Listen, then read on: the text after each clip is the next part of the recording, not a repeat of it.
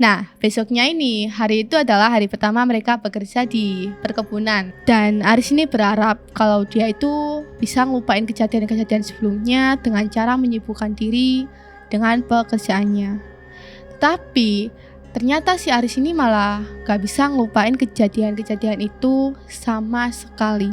Masalahnya, waktu istirahat itu, si Arman sama Aris ini tiba-tiba ketemu sama bapak-bapak yang umurnya itu sekitar 60 tahunan. Dan setelah si bapak itu tahu kalau mereka tinggal di rumah tersebut, si bapak itu langsung kayak nyuruh mereka untuk langsung pindah. Kata bapak-bapak itu, mereka ini disuruh nyari rumah milik warga yang dekat dengan lokasi kerja. Dan si bapak itu juga bilang kalau bapak itu kasihan dengan si Aris sama Arman. Nah, Aris ini bingung. Mereka ini kasihan kenapa, tapi sama sekali tidak ada penjelasan. Dan setelah kejadian itu, si Aris ini langsung kayak bingung dan kepikiran. Sebenarnya di rumah itu ada apa?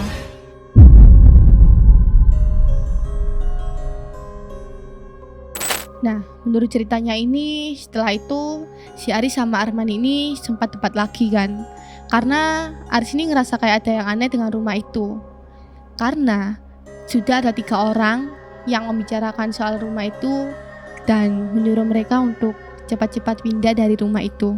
Tapi lagi-lagi si Arman ini kayak tetap ngeyel dan kayak gak percaya karena si Arman belum pernah ngalamin kejadian itu sendiri.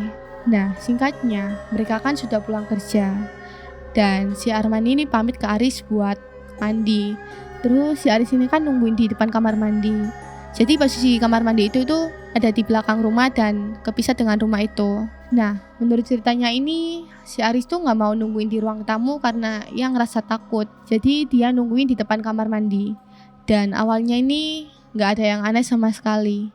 Tapi gak lama kemudian, waktu Aris masih nungguin Arman di depan kamar mandi, dia itu tiba-tiba langsung ngecium aroma darah.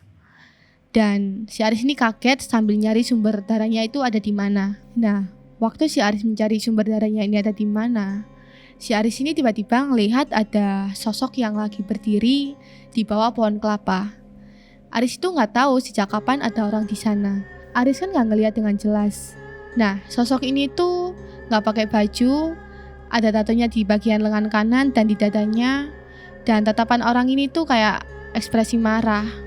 Nah, di situ, si Aris ini nggak bisa gerakin tubuhnya waktu setelah si sosok itu melihat Aris. Sampai tiba-tiba si Arman ini datang dan si Aris ini terkejut. Lalu si Arman ini kayak nanya, "Kamu kenapa sih, Riz?" Tapi Aris ini nggak bisa jawab sama sekali. Dan dia itu cuma kayak ngasih isyarat kalau matanya itu menyorot ke arah sosok yang ada di bawah pohon kelapa itu tadi. Waktu Arman ngelihat ke arah yang dituju oleh si Aris tadi, Arman ini nggak ngelihat apa-apa. Tapi di situ Aris ini masih bisa ngelihat kalau di situ itu ada sosok yang ia lihat sebelumnya. Karena si Arman ini kan nggak bisa ngelihat apa yang dimaksud oleh si Aris. Jadi si Arman ini langsung masuk ke dalam rumah dan ia ninggalin Aris sendirian di depan kamar mandi. Nah, setelah si Arman pergi ke dalam rumah, sosok itu tiba-tiba juga langsung menghilang, entah kemana. Nah, setelah itu, si Aris sama Arman kan lagi ada di meja makan untuk makan malam. Tiba-tiba Aris ini ngomong ke Arman kalau dia itu nyaranin buat untuk pindah ke rumah. Tapi si Arman ini tetap kekeh sama keputusannya kalau dia ini gak mau pindah. Katanya si Arman ini repot. Nah, setelah makan malam, si Arman ini ninggalin Aris di dapur dan si Aris ini kan masih beres-beres piring. Nah, tiba-tiba gak lama kemudian Aris ini kayak ngedenger ada suara benda jatuh dari kamarnya. Awalnya si Aris ini mikir kalau mungkin itu cuma kelakuannya si Arman.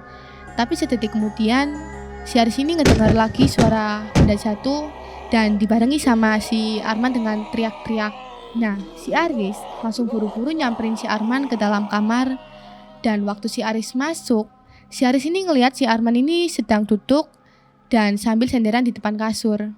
Wajahnya Arman ini kan terlihat pucat dan tubuhnya ini kayak gemeteran, sama si tatapannya Arman itu kayak kosong sambil ngelihat ke arah yang barang-barang berjatuhan tadi. Tapi bukan hal itu yang Arman ini ngerasa ketakutan, tapi sosok yang ada di sebelah lemari, dan sosok itu adalah sosok laki-laki yang dilihat oleh si Aris sebelumnya, yaitu sosok yang berada di bawah pohon kelapa.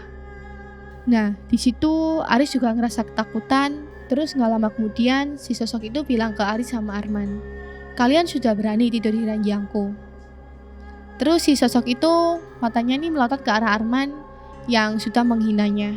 Nah, si Aris sama Arman ini bingung, mereka ini menghina dalam hal apa? Terus gak lama kemudian si sosok itu langsung nyamperin si Arman untuk benturin kepalanya ke arah pojokan kayu sampai darah dari kepalanya si Arman ini keluar kemana-mana. Nah, pas kepalanya dibenturin sama si sosok itu tadi, Arman ini gak teriak-teriak, dia itu cuma kayak nangis, dan tiba-tiba si Aris sama Arman ini terjatuh pingsan. Nah, menurut ceritanya, si Aris ini sudah menyadarkan diri dan dikerumuni oleh banyak orang. Lalu si Aris ini ngerasa kayak lega karena ada salah satu orang yang Aris kenali, yaitu bapak yang dia kenal di kebun. Dan namanya ini kita sebut saja namanya ini Pak Wasis. Pak Wasis ini bersyukur kalau Aris ini sudah mulai sadar. Setelah Aris merasa benar-benar tenang, barulah si Aris ini menceritakan kejadian yang mereka alami. Sampai si Aris ini waktu cerita, dia itu langsung kayak nangis sesenggukan. Dan di situ Aris ini juga langsung nanya ke Pak Wasis, "Si Arman di mana, Pak?" Dan Pak Wasis ini langsung menjawab kalau si Arman ini belum menyadarkan diri. Lalu Pak Wasis juga nyaranin buat tinggal sementara di rumahnya Pak Wasis dengan Arman, biar mereka ini lebih aman. Nah, setelah itu Pak Wasis ini bercerita kalau dulu itu rumah itu pernah ada tragedi pembunuhan yang dilakukan oleh beberapa orang, yaitu adik kandungnya sendiri dan tetangga-tetangganya. Nah, kita sebut saja namanya ini Hendarto. Jadi mereka ini menghabisi nyawa Hendarto karena sudah nggak tahan sama kelakuannya Hendarto yang dilakukan ke tetangganya sendiri sama keluarganya sendiri. Lalu, si Hendarto ini berhasil dihabisi setelah direncanakan lama. Nah, dari cerita awal kan Hendarto ini bisa dibilang dia itu cukup sakti. Jadi, yang menyerang Hendarto ini gak cuma 1 atau 2 orang aja, tapi banyak orang. Dan setelah mereka menentukan waktu yang tepat, berdasarkan anjuran dari orang-orang yang tahu ilmu kebatinan, yaitu waktunya adalah di malam kelahiran Hendarto, adalah jadi malam tragisnya Hendarto. Jadi Hendarto ini berhasil dihabisi dengan cara disembelih tepat di jam 12 malam di kamar itu. Tapi sebelum Hendarto mengembuskan nafas terakhirnya, dia ini sempat bersumpah kalau dia ini bakal mencari korban lagi karena sudah ada yang berani menumpahkan darah angkoronya di rumah itu.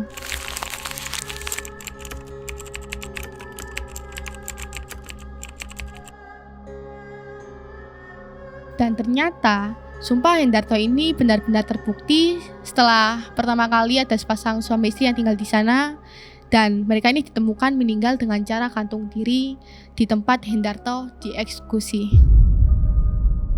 Dan 1 tahun kemudian juga ada seorang pemuda yang sama seperti Arman dan Aris, mereka juga ditemukan gantung diri di kamar itu juga. Nah, sejak hari itu si Aris ini kayak gak berani lagi buat lihat apalagi masuk ke dalam rumah itu. Nah, sementara Arman ini sudah menyadarkan diri, tapi dia ini terlihat kayak orang bingung, linglung, dan dia nangis-nangis sambil teriak-teriak sendirian. Bahkan si Arman ini sempat kayak ngebenturin kepalanya sendiri tanpa sebab. Nah, kalian masih ingat kan sama Pak Anam tadi? Nah, si Pak Anam ini jadi sasaran kemarahan warga sekitar. Karena si Pak Anam ini sudah berani untuk menempatkan Aris dan Arman tinggal di rumah itu. Dan seiring berjalannya waktu, keadaan Arman ini tetap gak berubah. Walaupun si kedua orang tuanya Arman ini sudah mencoba berbagai cara. Sampai akhirnya, sekitar 40 hari kepulangan Aris dan Arman dari rumah itu, takdir ini berkata lain. Dan Aris ini meninggal tepat jam 12 malam. Dan di situ mulai banyak gosip-gosip dari warga sekitar kalau arwahnya si Arman ini diambil oleh Hendarto. Tapi si Aris ini percaya kalau Arman ini pasti mendapatkan tempat yang terbaik di sisinya. Nah, Buat kalian yang ingin berbagi atau menceritakan pengalaman horor kalian, bisa langsung saja DM di sosial media kita. Terima kasih.